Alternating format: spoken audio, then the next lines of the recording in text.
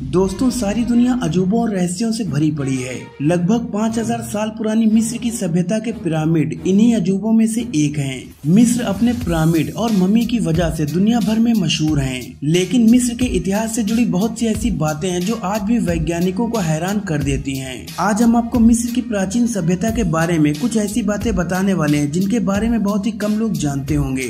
तो चलिए जानते हैं मिस्र की प्राचीन सभ्यता के बारे में 10 ऐसी बातें जो शायद आप न जानते हों। नंबर 10, मिस्र के निवासी बालों से करते थे नफरत। मिस्र की प्राचीन सभ्यता के लोग बालों से बेइंतहा नफरत करते थे। बालों के प्रति उनकी नफरत इतनी थी जितनी दो दुश्मन भी आपस में नहीं करते होंगे। उनके मुताबिक शरीर पर बाल होना स्वास्थ्य के लिए हानिकारक होता है, इसलिए वो लोग शरीर से हर तरह के बाल को साफ कर देते थे। मिस्र के लोगों की फोटोज में सिर पर जो बाल नजर आते हैं वो असली नहीं है बल्कि विग हैं। ये लोग विग को टोपी की तरह पहनते थे और वो भी सिर्फ इसलिए ताकि सूरज की सीधी धूप उनके सिर पर ना पड़े।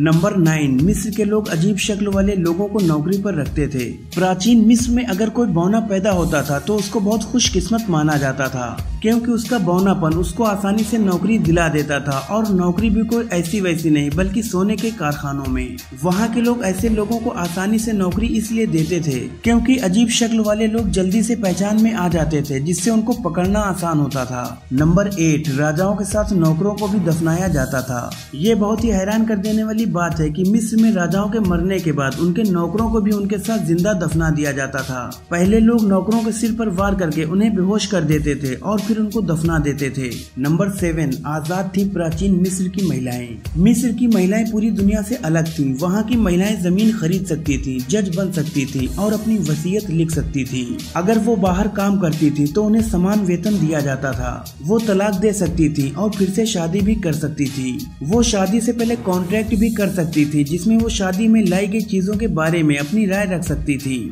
नंबर 6, क्लियोपैट्रा मिस्र की नहीं थी। दोस्तों, क्या आपको पता है कि क्लियोपैट्रा मिस्र की नहीं थी? जी हाँ, अलेक्जेंड्रिया में जन्मी क्लियोपैट्रा यूनानी परिवार मकलोडिया से ताल्लुक रखती थी।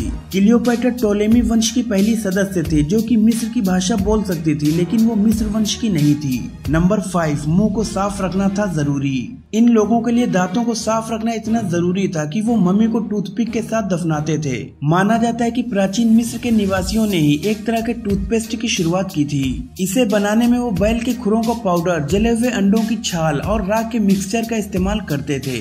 Number 4, makeup. मिस्र के लोगों में मेकअप का चलन बहुत ज्यादा था। ये लोग सुरमे का इस्तेमाल जरूर करते थे।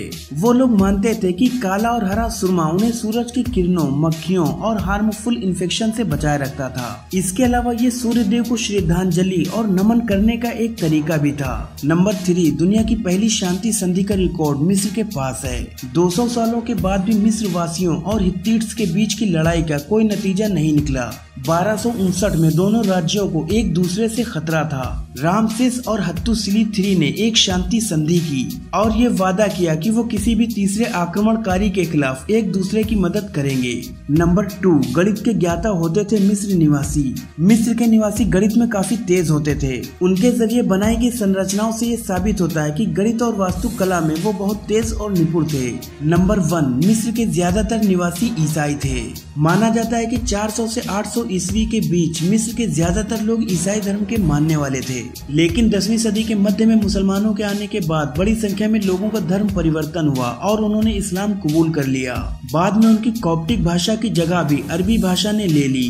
तो दोस्तों, आपको ये वीडियो कैसा लगा मुझे कमेंट्स में जरूर बताएं। अगर वीडियो पसंद आया हो तो इसे लाइक करें, शेयर करें और ऐसी इंटरेस्टिंग वीडियोस देखने के लिए हमारे चैनल को सब्सक्राइब करके बेल आइकन को जरूर प्रेस कर दें। शुक्रिया।